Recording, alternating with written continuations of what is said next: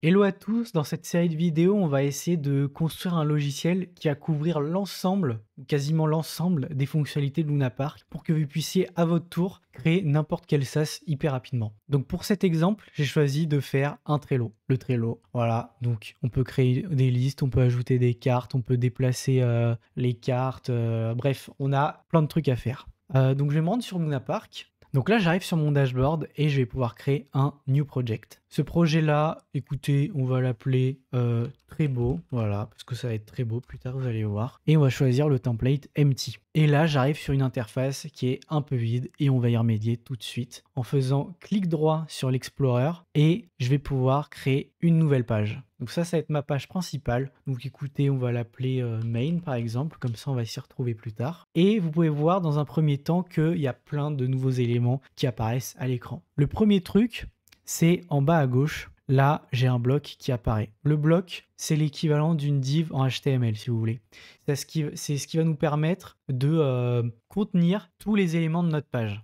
Donc, je vais cliquer dessus et mon but, ça va être que cette page-là, ça devienne une petite page un peu rose comme sur le Trello. Donc, je clique dessus et là, vous pouvez voir que le panneau à droite, il a changé. Et là, on peut voir apparaître un petit style avec un plus. Donc, je vais cliquer sur le plus et je vais cliquer sur Background. Donc, Background, on va prendre une couleur un petit peu random et on va prendre, bon, je sais pas, du rouge, hein, on le changera plus tard. Et donc là, j'ai rien. Pourquoi? Parce que j'ai pas défini la hauteur. Donc là, une fois de plus, je clique dessus, sur le petit plus, et on va modifier la size. Donc ici, là, j'ai la hauteur, donc je vais cliquer dessus. Et d'ailleurs, je vais virer mon image, voilà, parce que je sens que ça va cacher des trucs bientôt. Donc je vais cliquer sur la hauteur, et bim, par défaut, j'ai une hauteur qui est définie à 100%. Je peux cliquer ici pour la faire passer en pixels, mais voilà, dans notre cas, on veut qu'elle couvre l'ensemble de la page. Donc là, j'ai mon conteneur principal. Je vais le renommer tout de suite. Je vais l'appeler container. Hop, on va pas se casser la tête. Et maintenant que ça c'est fait, on va pouvoir l'agrémenter et lui rajouter des nouveaux composants.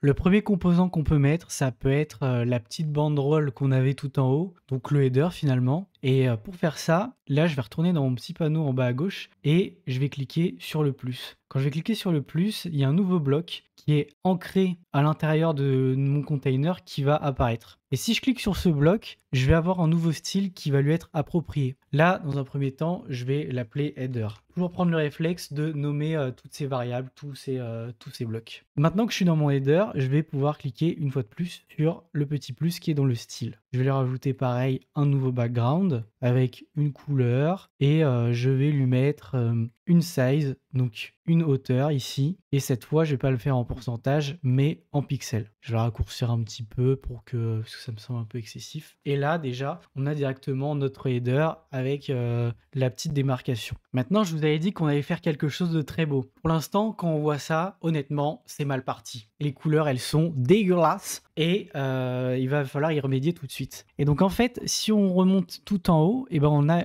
notre palette.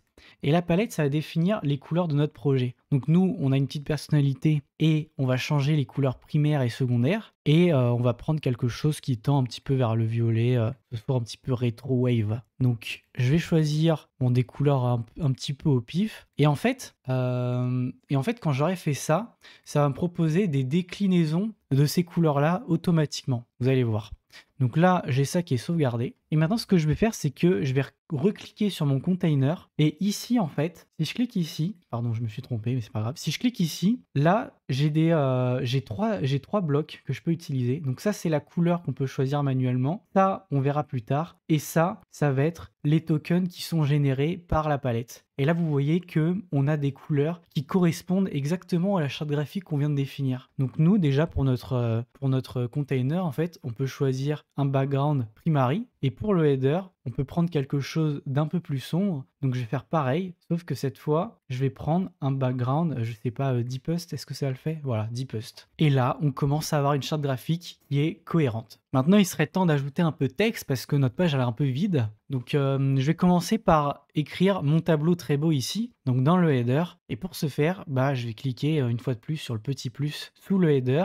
Et là, j'ai une fois de plus un bloc. Mais là, ce qu'on peut faire, c'est cliquer là-dessus sur le petit carré. Et là, en fait, je vais voir une liste d'éléments qui vont se transformer en cet élément-là. Par exemple, là, je vais cliquer sur Custom Text et mon bloc, il devient un Custom Text. Là, je peux directement cliquer dessus et taper mon nouveau texte. Donc, je vais l'appeler mon tableau très beau. Et voilà. Maintenant, toujours pareil, ce texte, il a aucun style. Il faut qu'il y ait une certaine cohérence dans mon design. Donc, ce que je vais faire, c'est cliquer sur mon header. Là, je vais directement faire un petit display flex. Display flex ici. Direction, je vais le mettre en colonne. Et ensuite, je vais pouvoir faire un justify content center. Donc ça, c'est du CSS. Si vous connaissez pas, il y a énormément de ressources sur Internet en vrai.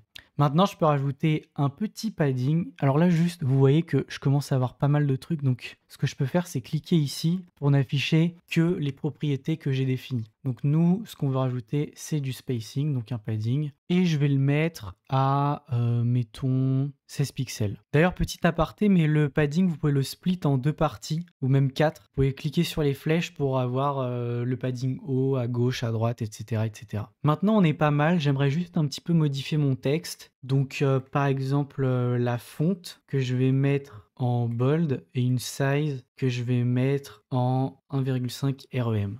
Maintenant, je vais pouvoir m'attaquer aux espèces de cartes. Donc du coup, on peut avoir plusieurs cartes dans un seul et même endroit. Et cet endroit, bah écoutez, on va l'appeler contenu ou content en anglais. Donc j'ai créé un nouveau bloc ici. Attention, il faut bien le faire ici parce qu'on va le faire sous le header. Ce bloc-là, ça va être un bloc content. Et dans ce bloc content, on va avoir des cards. Donc ça va être une carte. On va l'appeler card. Et cette carte va contenir un titre, des items et un bouton pour ajouter un item.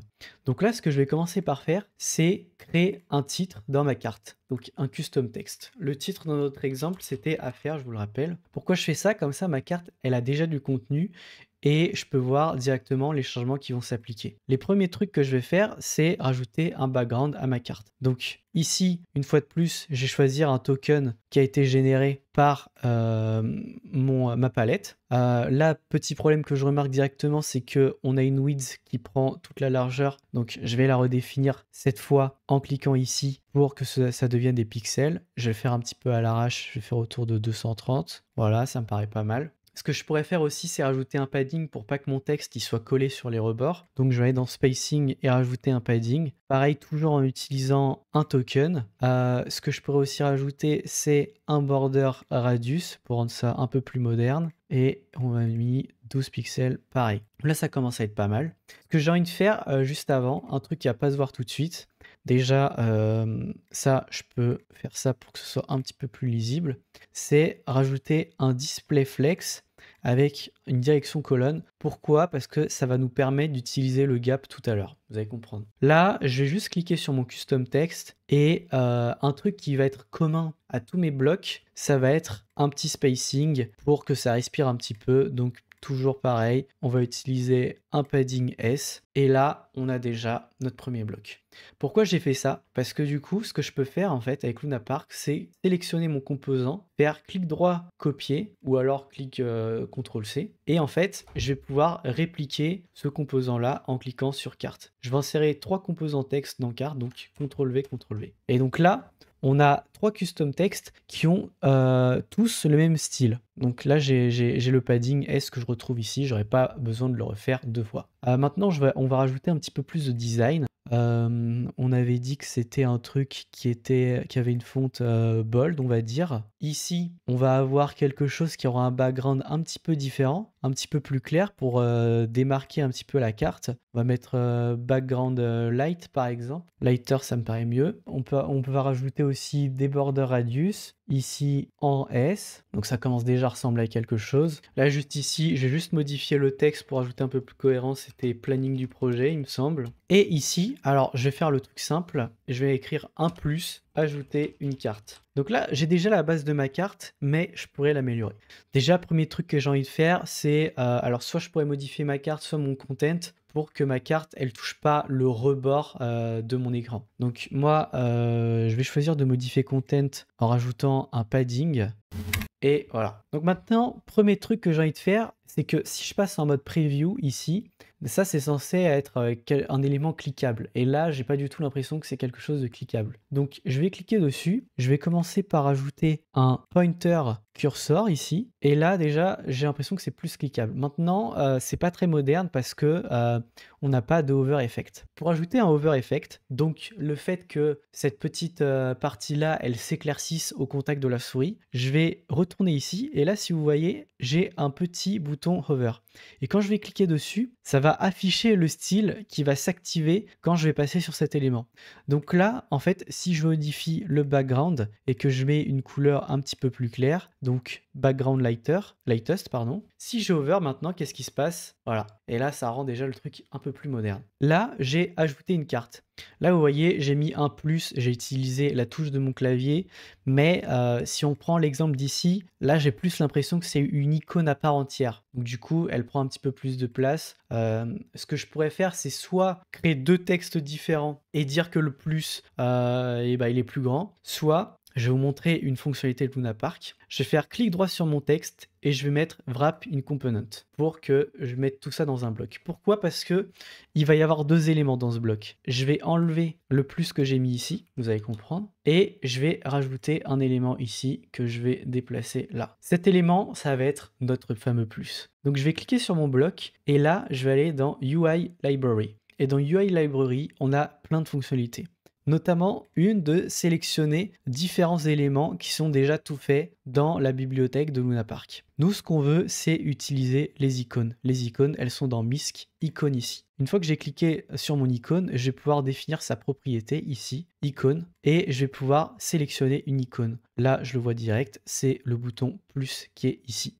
Là, mon plus, il n'est pas très grand, on pourrait l'agrandir un petit peu plus pour inciter l'utilisateur à cliquer dessus. Donc pareil, là, je vais augmenter sa font size en mettant XL par exemple. Et dernier truc, c'est que maintenant, il faut que j'aligne ça. Donc qu'est-ce que je vais faire? Je vais tout simplement faire un display flex ici et un align item center pour aligner mes deux éléments. Donc là, j'ai ma carte qui est prête. Et comme vous avez vu tout à l'heure, ce qu'on peut faire, c'est que si je veux rajouter une nouvelle carte, je vais tout simplement sélectionner ma carte, je vais faire CTRL-C, cliquer sur Content, CTRL-V et j'ai deux cartes. Là déjà, on peut constater qu'il y a un problème, c'est que les cartes, elles ne s'affichent pas dans l'ordre qu'on veut. Donc là, tout simplement, on va retourner dans Content et on va rajouter un display flex avec un gap pour espacer mes cartes. On va mettre un gap de 12 pixels. Et donc là, voilà, par exemple, je peux mettre en cours et je peux changer le texte ici. Je vais écrire tuto Luna Park. Ça, on va le changer plus tard, vous inquiétez pas, vous allez voir. Dernier truc qui me peut manquer, c'est le bouton ici pour ajouter une carte. Alors rien de très compliqué une fois de plus, c'est des choses qu'on a déjà faites. Je viens juste de penser à un truc, c'est qu'on n'a pas rajouté le hover effect ici, mais c'est pas grave, on va le faire plus tard. Pour finir, je vais juste créer très rapidement un bouton. Je sais qu'on l'a déjà vu, mais cette fois on va le faire d'une manière différente. Donc en fait, je vais juste créer ici un bloc que je vais transformer en UI Library. Et donc, dans cette UI Library dont je vous ai parlé précédemment, on a plein de composants qui sont déjà faits par Luna Park. Et en l'occurrence, ici, si on va dans Forme, on a Button. Et dans Button, si je rajoute un texte, par exemple, ajouter une liste, on a un button qui est déjà designé. Donc là, mon bouton, il ne matche pas vraiment le style de mon appli, donc je vais le changer en off. Mais voilà, comme ça, vous savez qu'on peut utiliser la UI Library pour faire des composants déjà tout faits si vous n'avez pas trop le temps de vous en occuper. Dans le prochain épisode, je vais vous montrer comment on peut factoriser tout ça pour pas qu'on ait des énormes blocs de code dégueulasses. Là, par exemple, si j'avais 5 cartes, ce serait illisible. Et on va essayer de résoudre ce problème-là.